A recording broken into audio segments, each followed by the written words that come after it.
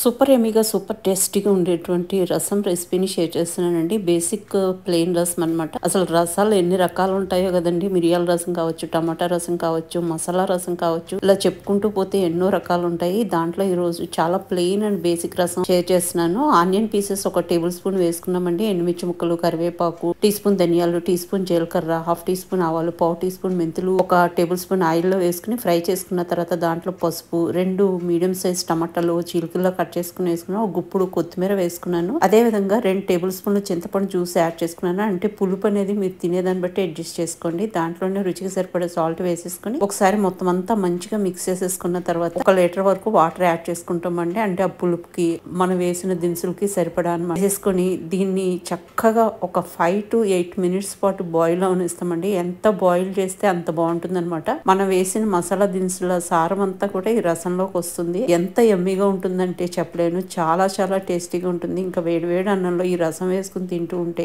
Super యమ్మీగా ఉంటుందండి. ఇంకా పైనుంచి కొంచెం కొత్తిమీర వేసుకుని గార్నిష్ చేసుకోవడమే. దీనికి సైడ్ డిష్ గా మనం ఆమ్లెట్ వేసుకోవచ్చు, ఏదైనా ఫ్రై ఐటమ్ చేసుకోవచ్చు. ఏది చేసుకున్నా సరే చాలా బాగుంటుందండి. వైట్ రైస్ లో ఈ రసం వేసుకుని ఏదైనా ఒక ఫ్రై ఐటమ్ నంచుకుంటూ తింటుంటే స్వర్గం కనిపిస్తుంది.